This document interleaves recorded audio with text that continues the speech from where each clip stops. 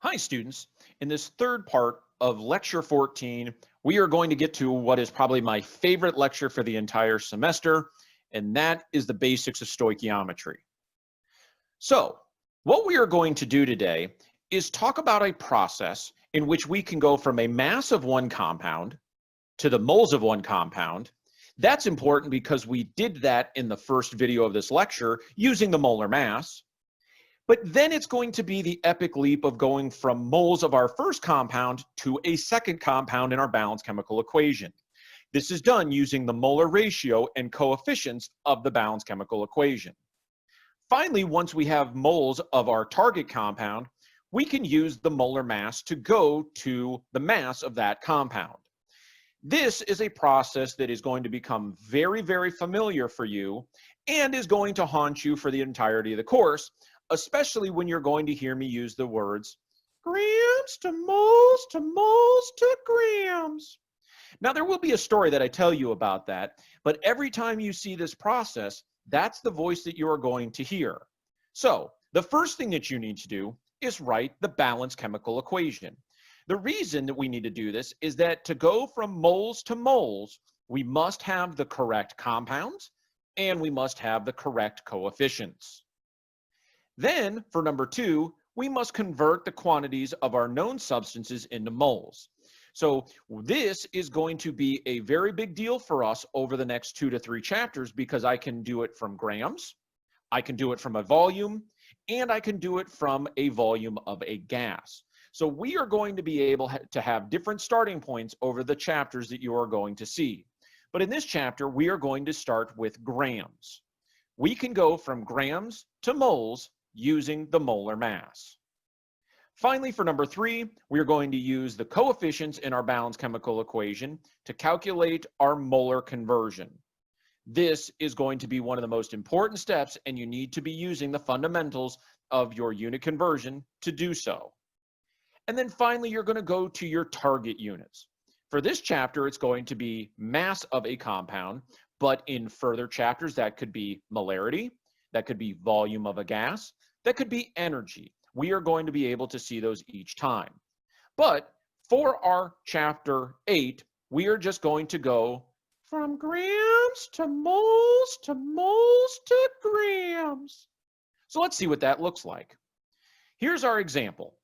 The food we eat is degraded or broken down in our bodies to provide energy for growth and function. We call that metabolism. A general overall equation for this very complex process represents the degradation of glucose, which is C6H12O6, to carbon dioxide and water. You see that balanced chemical equation listed below. Now, if I have the greatest candy bar alive and it contains 856 grams of my glucose, how much CO2 is going to be produced based off of that amount? So now we are going to be able to do all of this math for a very complex reaction to understand biochemistry metabolism, and it's all going to be done using the ideas that we have taught you in this lecture. So the first place we need to start is with our 856 grams of our glucose. I'm just going to go and shorthand it as GLU, so that way I don't have to write the formula over and over and over. So now what I need to do is go from grams to moles. So now I need to know how to do that. Well, remember, if I need moles, I can say that I have 1 mole of my glucose over its molar mass. So what I then need to do is go to the periodic table and determine the molar mass for my glucose. If I do that, I will get a value of 180.156 grams for every mole of glucose. So now I have moles of glucose. But now that's not what we want. We want to end up with our mass of CO2. So that means I need to go to moles of CO2. Using our balanced chemical equation, notice that I get 6 moles of CO2 for every 1 of my glucose. So this can be easily stated as 6 moles of CO2 for every 1 mole of my glucose. So we can now start to cancel out some of our units and notice that I have gotten to moles of CO2. So now what I can do is go and get the molar mass of my carbon dioxide, which in this case is going to be 44.01 grams of my CO2 for every 1 mole of my CO2.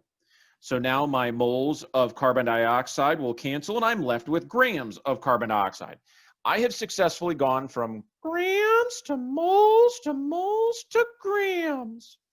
If I were to put this in the calculator, you will come to find out that you actually produce a mass of 1,255 grams of carbon dioxide through the metabolism of the candy bar.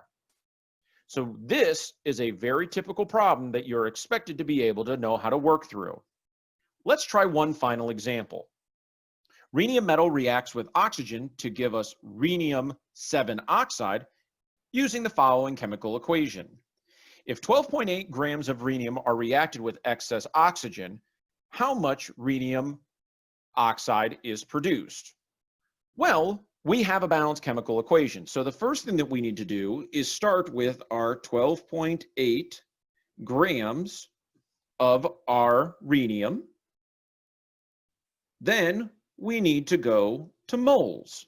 So in this case, we have 1 mole of our rhenium, which is Re, for every 186.21 grams of rhenium. Then what we need to do is look at our coefficients in our balanced chemical equation so that we can go to moles of my rhenium oxide. So notice that I will get 2 rhenium 7 oxides for every 4 rhenium solids that I have. So this means that I'm going to get 2 mole of Re2O7 on the top for every 4 mole of rhenium on the bottom. That will cancel out my moles of rhenium that we see here. And now I'm left with my moles of rhenium 7 oxide. Well, I don't need moles. I would very much like to have mass. So what I can do is go and multiply by the molar mass of this compound. So 1 mole of my Re2O7 has a very large molar mass, and that is going to be 484.42 grams per mole. So now our moles of rhenium 7 oxide will cancel. I'm left with grams, and if I were to go and get this math, I would end up getting a value of 16.6 grams of my Re2O7, which if I look at my answer selections, that will give me answer E.